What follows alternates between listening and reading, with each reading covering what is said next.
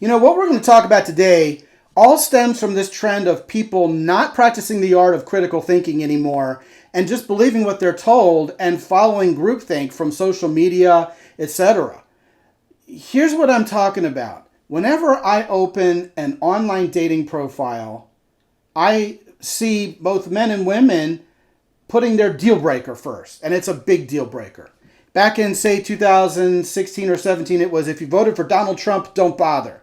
If you didn't vote for Donald Trump, don't bother. Then it turned into, if you don't support Black Lives Matter, if you don't think Black Lives Matter, then don't bother. Then it became, did you take the vax? If so, don't bother. Did you not take the vax? Well, you're killing grandma. Don't bother. I don't like you. You're a horrible person.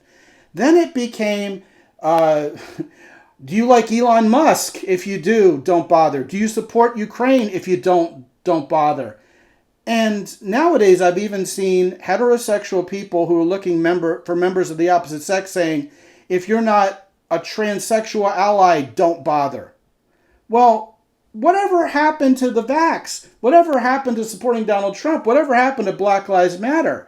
These same people who 6 months ago were saying that something was a deal breaker are now saying something completely different is a deal breaker. Ladies and gentlemen, and particularly you gentlemen, but I'm saying this rhetorically since both men and women do it, what in the world did you decide the worthiness of someone to be in a relationship with you before you had Donald Trump or the vax or Black Lives Matter or the Ukraine to talk about? Well, I tell you what, if you think about who you are and who you're going to attract, then you'll know who's right for you. Then you can go look for someone who's right for you, and it isn't going to change literally with the headlines. How's that for character? Scot McKay, mountaintoppodcast.com.